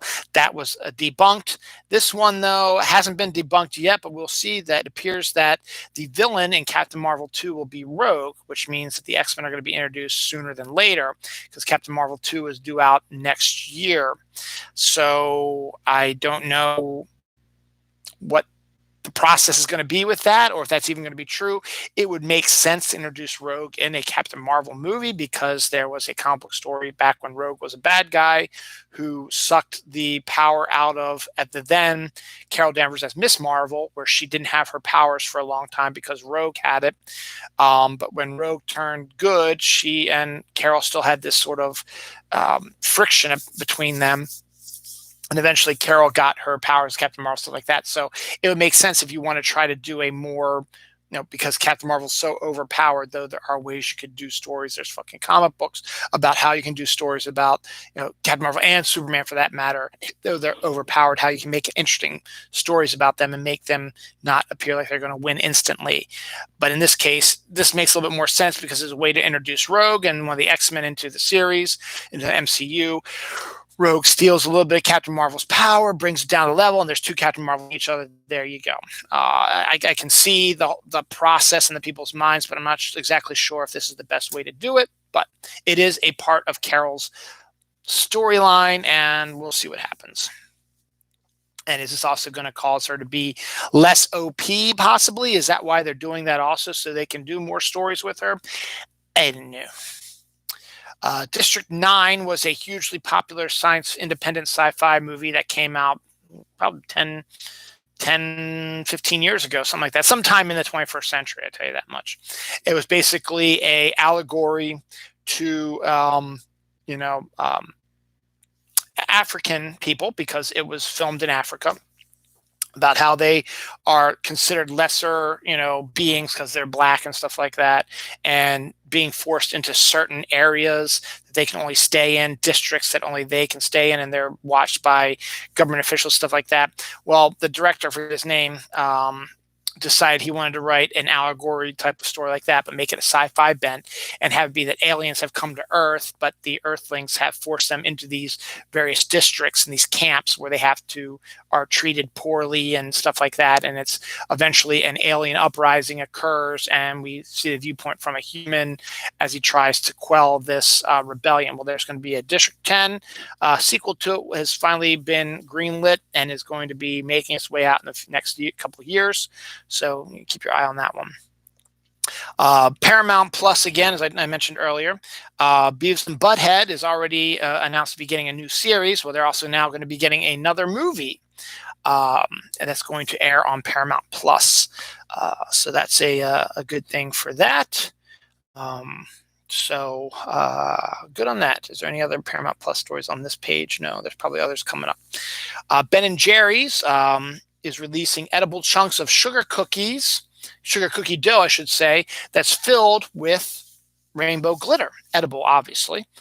So if you like the Ben and Jerry's cookie dough, you can get sugar cookie dough filled with edible rainbow glitter. Speaking of ice cream, this is some local news. Up here in Reisterstown, there's a place called The Cow. It is a version of Rita's, but it's local with more locally sourced out ice cream and Italian ice, and they've got all kinds of stuff there. It's a wonderful spot, and during the summer, it is the hopping place to be on Main Street. It is hugely popular. You can go by, when during the summer, when it's like 10 o'clock, 11 o'clock at night, and the sun is still hanging on a little bit. You can still see a little light to the west because the sun doesn't set to like 9 o'clock around that time. It's still kind of a little bit of light out. It's like kind of a dusk twilight sort of thing. You could be driving by down Main Street on your way home from an event or dinner or something like that, and you drive past the Cow like at 10 o'clock at night, and there's going to be a line from the Cow up through their walkway and out onto the sidewalk and into the parking lot, because there's so many people who want to go to the Cow. And that happens all the time because it's good stuff. And I've lived here now. This will be my 17th year living in Reisterstown, and the Cow's been here all 17 years, and we've enjoyed every minute of it. So we were excited to learn that the Cow opened on Friday. So they are now open. They will stay open from now until Christmas, and then they will shut down from Christmas to February, end of February, early March. It's usually March 1st, but because March 1st falls on a Monday, they wanted to maybe get a jump because Rita's is opening on Monday, get a jump on some of the other stuff. They decided to come out on the weekend to get their first weekend under the belt. Plus, with COVID causing them to be shut down for a few months last year, they need to kind of recoup their money, because even though they reopened and they were still really, really busy during that time, they were still missing out on some high times. April, May, they were shut down. I think even maybe parts of June, they might have been shut down. They opened up in time for the summer rush and into fall, but they might not have made as much as they would have if they would have stayed open, blah, blah. Like some of the other places on Main Street were still annoys the hell out of me that, they weren't mandatorily closed, but they figured it would be safer to try to not have all these people together in one area and the possibility of passing COVID, even with masks and stuff like that and social distancing. They decided they'd do the right thing. They'd shut down for a little while, but some of the other stupid places on Main Street that are similar, we've got a snowball / ice cream sort of stand up the street, and then another snowball stand. They said, "No, we're going to stay open," because they were kind of dicks about it. But it's business is business, and they have the right to do that. But I just found that kind of annoying. So it was like, "Oh, they're open. This is great. We need to go to that." The Cow isn't the Cow stupid? No, the Cow was pretty smart, actually. And then when the Cow did reopen, they were busy as hell. So F you to people who said that kind of stuff. But the Cow is now open now, and that's pretty great for us right now. The Studio Ghibli animated film Spirited Away, which is a hugely popular, critically acclaimed like that, is finally going to be getting a stage adaptation. So we'll be seeing a staged version of Spirited Away, probably in Japan first, where it had been, until recently, the highest grossing film of all time in Japan history, until Demon Slayer came and kicked its butt. But still, it's still hugely popular, and it'll probably start out there first. Totino's new Toastables comes in pepperoni pizza and chicken quesadilla flavors. So they're doing sort of a sort of, I guess, a Hot Pocket sort of thing, and Totino's is known for their peanut bites, so that's kind of interesting thing about that. Spider-Man 3, after a couple of joke names from the main cast, including Spider-Man Phone Home, Spider-Man Home Wrecker, and Spider-Man Home Slice, which I thought are all funny, has finally revealed its official title. Spider-Man 3 will now be called No Way Home, because they have to keep the whole home sequence in there as well. So now Spider-Man No Way Home is still scheduled to be released in movie theaters in December, just in time for Christmas. They're still presently working on it right now, so to be continued on that. Rachel Ziegler, who is the star of the Steven Spielberg remake of West Side Story, has been cast in a big role in the new Shazam sequel. So she will be entering into the world of comic books, movies, stuff like that. A contest offers $250,000 to somebody who can prove they have superpowers. It's kind of interesting to think about. That sounds like an interesting story, so I don't have much more to say about that. Just kind of interesting about that. Dunkin' Donuts releases a matcha fruit latte and a matcha top donut. Don't know what matcha is, but apparently it's a big thing now, so there's going to be donuts now. Amazon orders a solo Lady Jane storyline show. Lady Jane is one of the characters from G.I. Joe. There is a Snake Eyes movie that will be released sometime. I think it's supposed to be this year sometime. I haven't heard anything about that yet, maybe in the fall. But they are, I think, anticipating it to be a big hit, which actually I'm kind of interested. I kind of want to see a G.I. Joe live action reboot, and particularly if you start with Snake Eyes. I think it's a great idea. So why not do a Lady Jane show? You get a female cast member, and she's an interesting character, and you can, go from there. So I think that's a neat idea as well. Not going to go into much detail about this since I'm running a little late, but I finally finished watching Dash and Lily. I started watching it a few months ago, and watched the first 5 episodes, first 5 episodes, and then watched the last 3 this past week. And I must say that I have to highly recommend this show to everybody who is interested in old school romantic comedy, particularly set around a holiday, in this case Christmas and New Year's, and Hanukkah actually all play big roles in Dash and Lily. The cast is extraordinarily likable and are very good. The story takes place in New York City, which is the melting pot of the world, and the cast of Dash and Lily is done perfectly as proof of a melting pot. There's gay people, there's cross-dressers, there's transgender people, there's Asian Americans, there's white, there's black Americans, there's even some Middle Eastern characters as well, and they're all treated with respect the way they should be and done. They're treated like regular people, and it's almost like you walking down the street of New York and you see these people, because these people are in New York City. These people are America. All races, all creeds, all sexual identities. That's America, and this show is very good about showing that. Now, that's probably why a bunch of the a-hole conservatives probably don't like it, because they're like, oh my God, a gay person who's actually smart and funny and cool, and a transgender person, oh my God, we can't see that shit. What about the children? Transgender person's barely in it, but the roles that they're in is fantastic. Lesbianism, oh my God, why are we seeing lesbians? Why are we seeing a cross-dresser? The cross-dresser's hilarious. And we learn a little bit about the cross-dresser, which is great. And then one of the main characters, Lily, is a half Asian, half American girl, and it's great. And the suitor Dash is your typical white male, but white males are part of society. His best friend is a black guy named Boomer, who's absolutely outstanding. He's hilarious.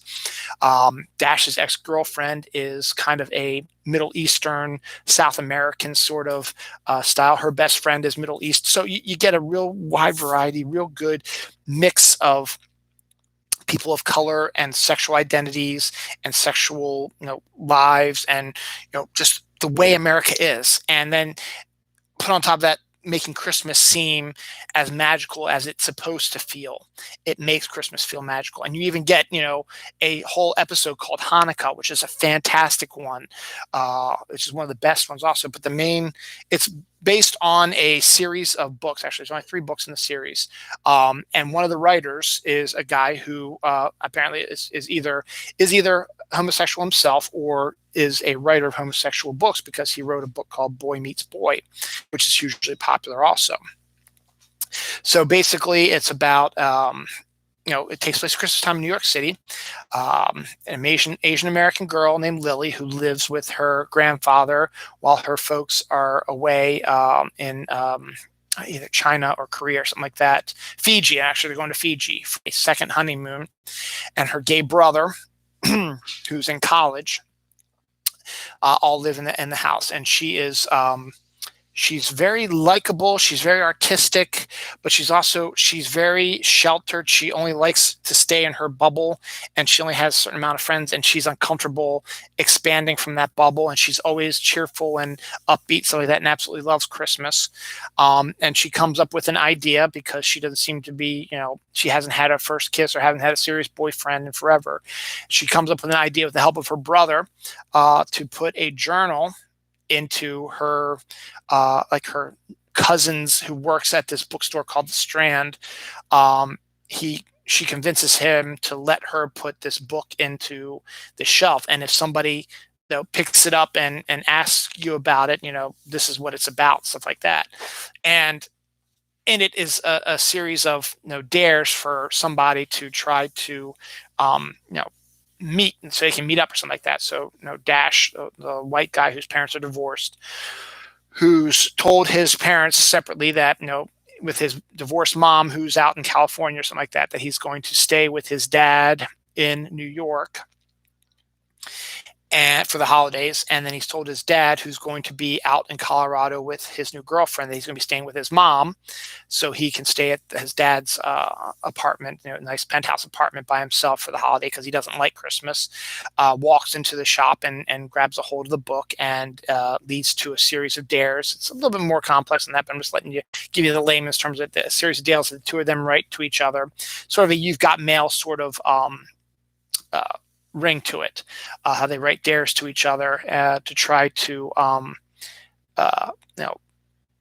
get them out of their bubbles and stuff like that, and get them to relive life.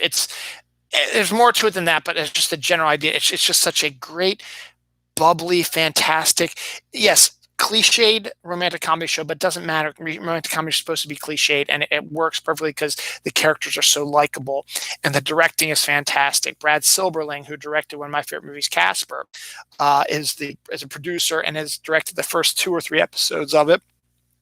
And then former 80s and 90s child actor superstar Fred Savage has come on to direct the remaining episodes of it.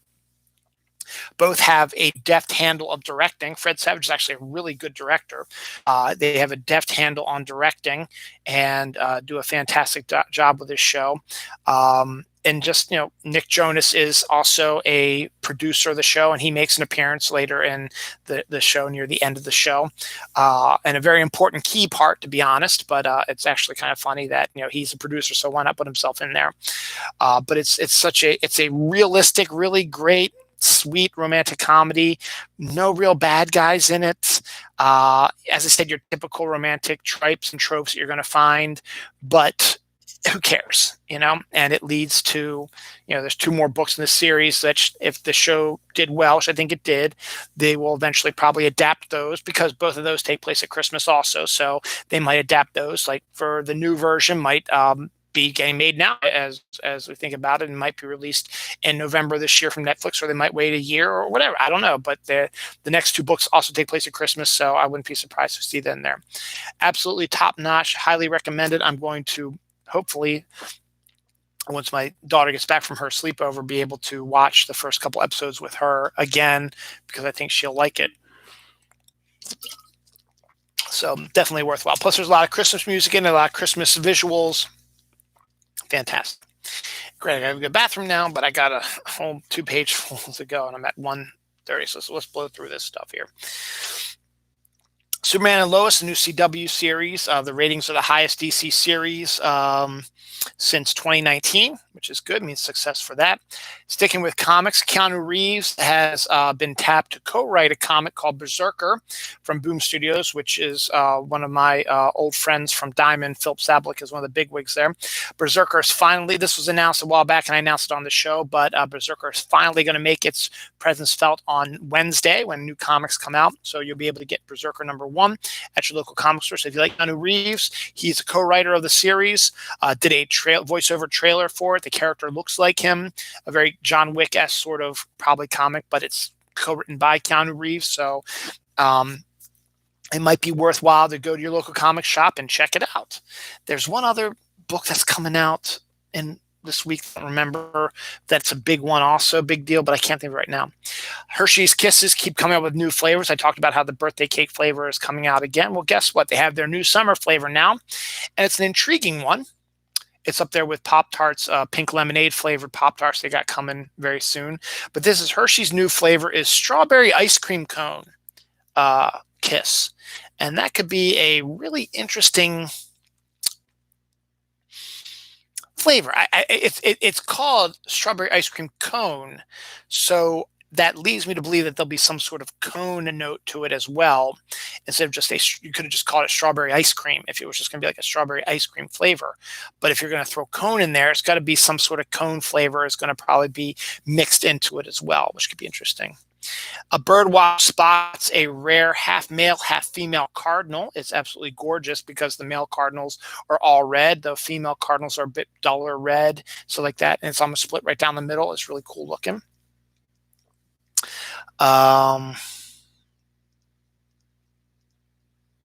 Here's another one. I don't know what the fuck I wrote. So I'll put my error there. Oh, Duncan's selling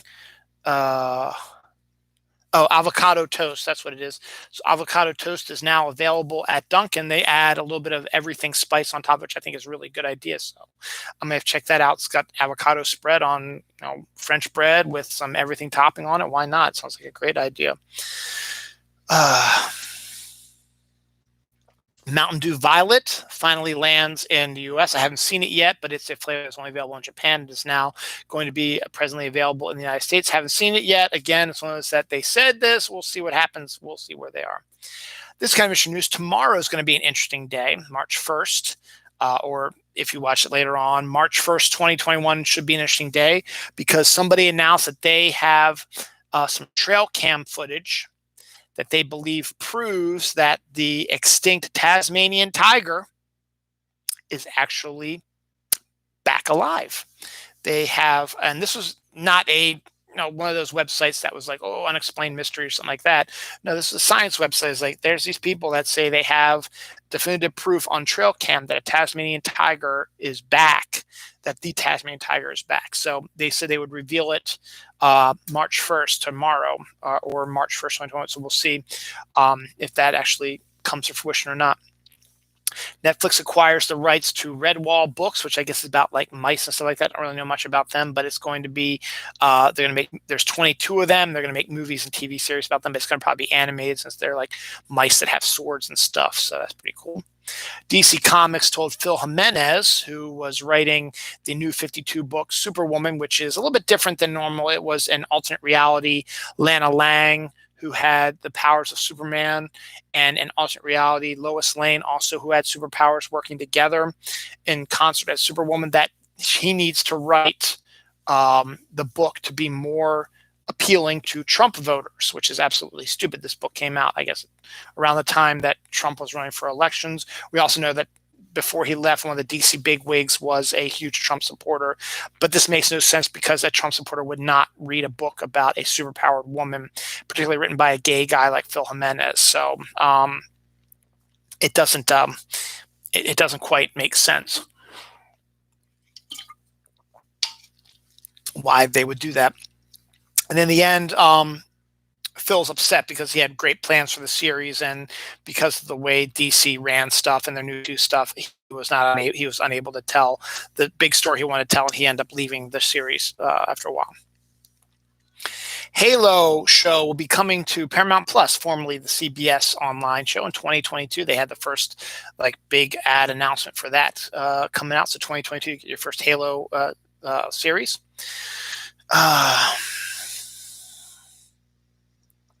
Fairly Odd Parents live action series will also be arriving to Paramount Plus coming up really soon. Stephen King's story, The Jaunt, is coming to TV from Fear the Walking Dead co-writer. So, Stephen King continues to get his stuff adapted to TVs and movies. Good on that. Fans of Baby Yoda can now have Baby Yoda sneakers, which look really adorable. And I need to get some for my daughter, who I still wish I knew where she was, because she's been at a friend's house now for over 12 hours, 24 hours, actually, I should say. Burger King is bringing back the cheesy tots, which are tater tots filled with cheese, melted cheese in them. I think that's really a neat idea. Bruce Springsteen, his DWI and reckless driving charges have been dropped at a hearing. So apparently I didn't know he was even charged with that type of stuff. But he is no longer going to have that issue. Tiger Woods was hospitalized after a car crash. The jaws of life had to be used to remove him from the car, and doctors are amazed that he actually survived. The type of crash he was in would have normally killed most people, but it's not all sunshine and roses for Tiger. His right leg has been entirely shattered, so he's had to have an operation, screws and stuff put in, and he's going to have a long rehab ahead of him. So it's very unlikely that we'll probably see him play golf again. But anything's possible. It won't be for at least a year and a half anyway, because it's going to be a lot of rehab and a lot of repairing of his legs. So, but he has had operations. He is fine, and he's just resting on it, and will be starting his rehab soon. Alien and Ripley have made their appearance in Fortnight. That was rumored last week when I talked about it. It is official. It's a really nice looking pack, and I hope to get it once I get some V-Bucks. So that'll be good. Disney Plus announced the release dates of a bunch of their shows. Loki has now been pushed back to June 11th, so it will not be happening right after Falcon Winter Soldier like I thought they were. There's going to be a big gap now because Falcon Winter Soldier is going to be only 6 episodes. So it starts March 19th. So that puts it into sometime in April. And then the next Marvel one will not be until June 11th with Loki. The Bad Batch, which is the new animated Clone Wars series from the people who made Clone Wars and Rebels, about the Bad Batch of clones, the first tested clones who are not the proper ones and have been used for special events, stuff like that, will be making an appearance on May the 4th. And we get a little bit more information about it because Ming-Na Wen's character, who appeared in The Mandalorian as Fennec, will be making an appearance in The Bad Batch. Obviously takes place in the past, so we'll learn about Fennec's past as well, so that's going to be kind of interesting. Monsters at Work, which is the Monsters, Inc. sequel we've been looking for. Monsters, Inc. had a prequel called Monsters University, but this is Monsters at Work. Will be due out on July 2nd. It'll be showing, it's going to have John Goodman and Billy Crystal reprising their roles, and it's going to be following in the footsteps of Monsters, Inc. to see how the monsters are coping and turn into sort of like a workplace comedy sort of thing. It should be interesting to see that. The Chip and Dale, I think that has those 2 comedians' voices on it, is due out July 23rd, and the Mighty Ducks revival is due out March 26th. So those are your dates there. Also from Disney Plus is Big Shot. It's an original series starring John Stamos as a coach of a women's basketball team. That's due out April 16th. I think my daughter would be interested to watch that, so we'll do that.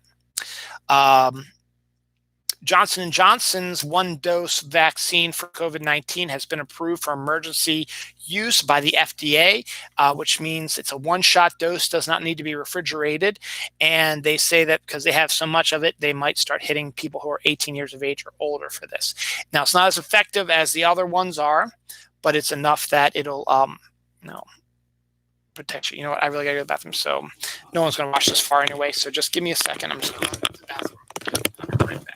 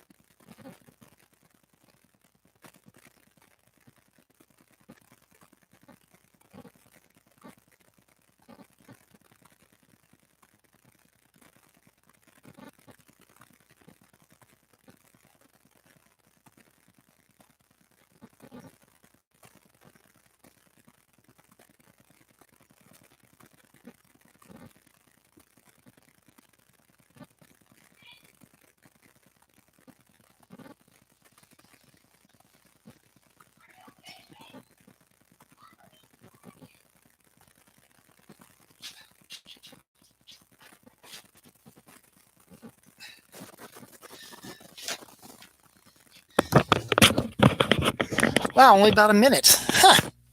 Man, I'm a fast peer, aren't I? So welcome back. I just had to go to the bathroom. So we're there. Gen Z TikTokers claim that Helen Keller never existed. Some more proof that society is dumb and is on the decline.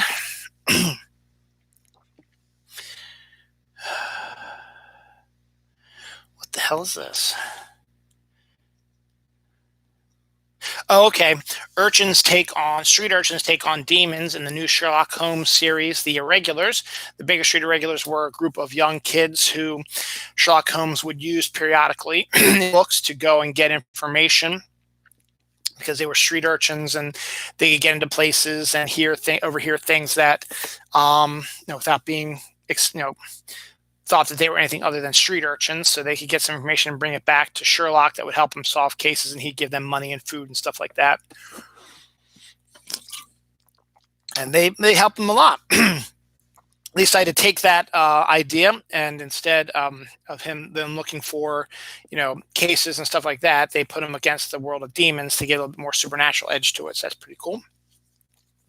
Mark Millar had signed a deal with Netflix a long time ago to have his series, stuff like that, adapted for Netflix series, and it didn't start off too good. There were a number of ones that he was planning that they canceled or decided not to do.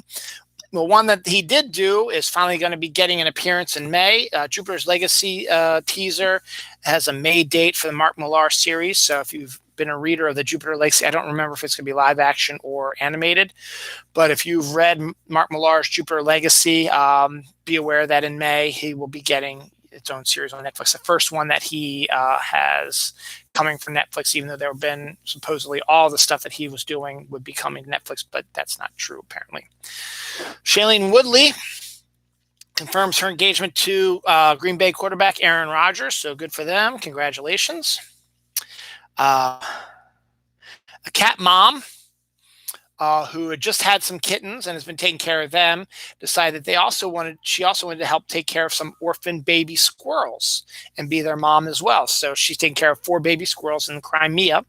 So she's got her own kittens, but she's also got baby squirrels, and she's feeding them all and taking care of them all and protecting them all. And it's kind of a sweet little story. Summer's coming. Yay. Meteorological spring starts to March 1st. So eventually meteorological summer show up. And so for people who like to go swimming or pools like that, an inflatable pool tube that you can sit in now has a water gun attached to it. So you can get it, and you and a partner can get it, and you can go around, you can shoot each other with water guns in the pool. Kind of a cool idea. Nestle Toll House cookies are creating disco morsels with edible glitter for your new cookie experience. So edible glitter on disco morsels. Interesting.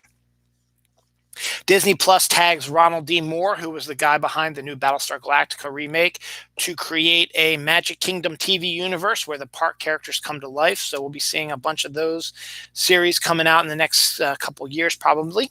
Speaking of Disney Plus, Hamilton is having a bunch of pops and information and Funko Pop stuff released for their characters. And Hamilton was remade in Animal Crossing. So fans of Animal Crossing can find the Animal Crossing version of Hamilton. Kind of interesting as well.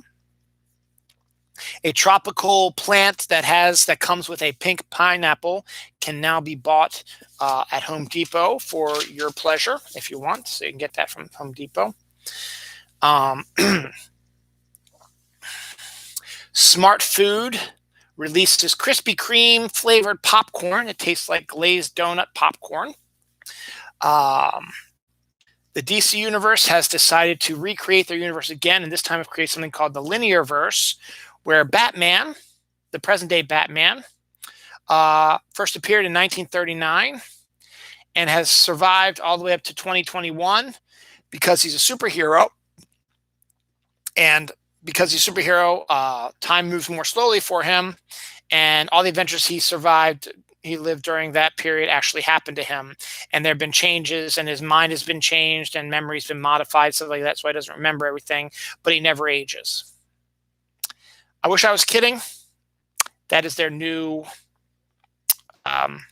reasoning for creating the universe. And I don't know what to say about that. So I'm going to read the book that came out in a little later, but right now I'm not liking that idea. Churro dipped cones can now be available at DQ. Churros are basically, cinnamon sugar. So you can have now cinnamon sugar on your ice cream dips like that.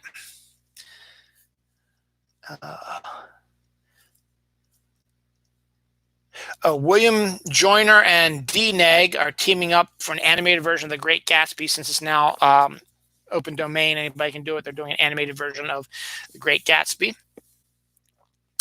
Mayonnaise helps protect endangered turtles. I tried to read the story about what that means, but I was hit with a paywall and stuff like that, so I wasn't able to. But I figured that would be an interesting headline to do, and that'd be something neat to do to talk about real quick. So there you go. Pomeranian Husky dog mix looks a lot like a fox to me. It's very adorable, but it looks like a pet fox, which is pretty cool. Blue Beetle, the DC character, is finally going to be getting a live action version, but there have been two versions of it, a white man and a Hispanic teenager. The Hispanic teenager wins out in the movie version as Blue Beetle lands director Angel Manuel Soto to do the Jamie Reyes Blue Beetle. So it's good to see a little bit of a person of color doing some DC movies. Hopefully they won't fall into the Zack Snyder verse, dark, dreary bullshit that is Zack Snyder. Prince is finally going to become a member of the Joker gang in Batman 89, the book I told you about last week, which is going to be sequels to Tim Burton's Batman 1989 movie, are now going to be done in comic format. So Prince will be joining his character. Prince will be joining Joker's gang due to what he wore during the videos he made for the movie back in '89, and also the possibility that Tim Burton was supposed to direct a Superman movie with Nicolas Cage as Superman. I went so far as Nicolas Cage trying on a Superman costume in one of the ugliest looking, weirdest looking pictures of all time, and I just can't get scruff in my eyes. But people are like, I want to see this. Like, I don't. But there's a possibility now that he might make an appearance in this series as well, which is better than in the live action series.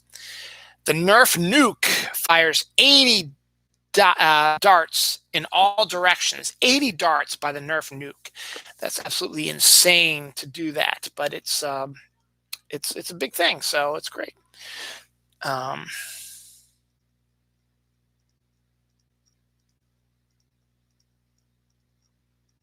What the hell? New York State.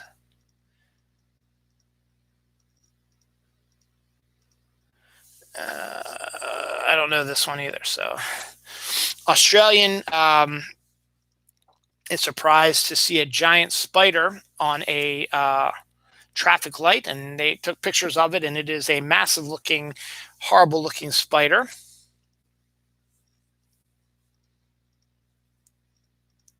Oh, that's right. New York State father-to-be is killed when a gender reveal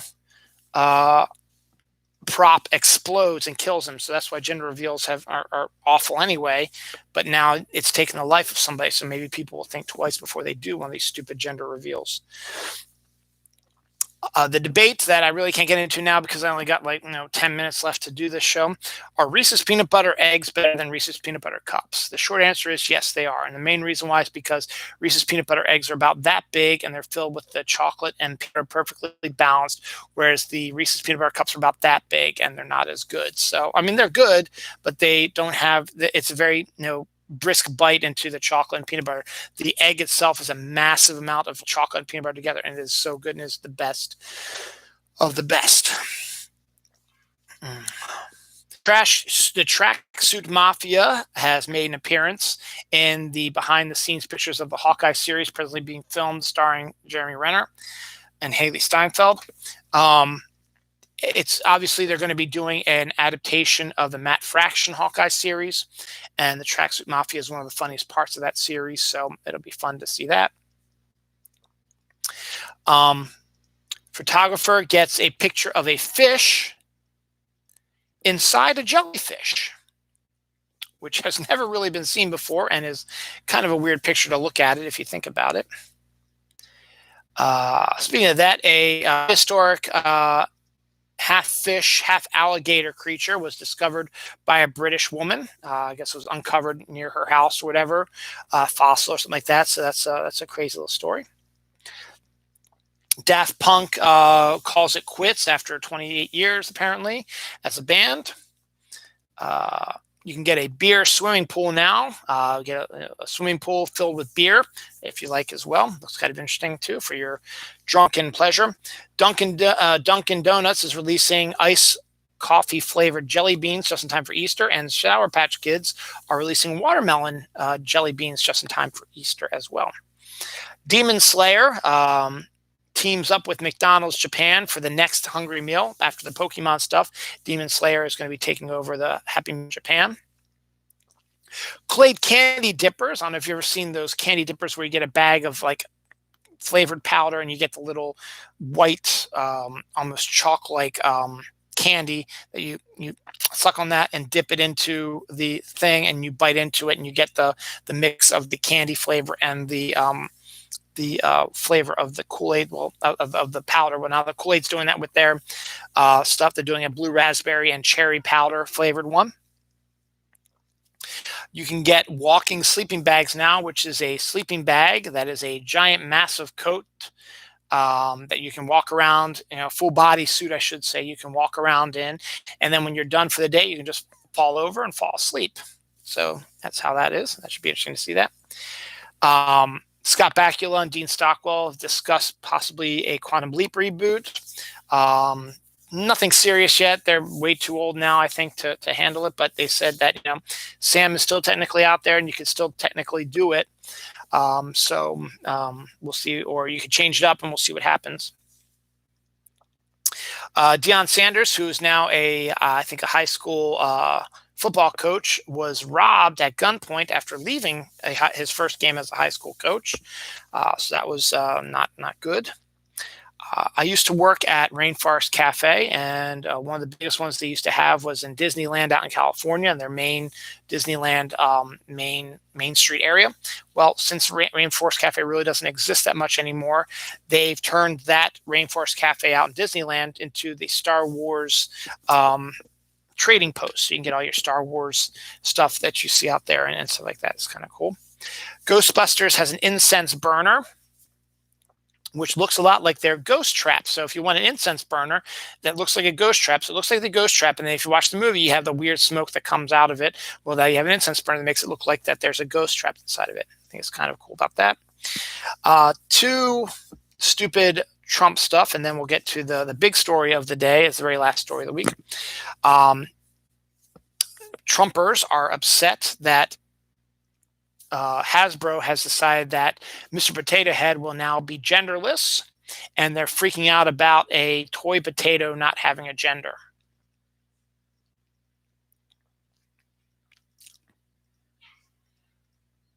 Okay, morons. And 50% of Republicans would leave their spouse for Trump, which makes absolutely no sense to me.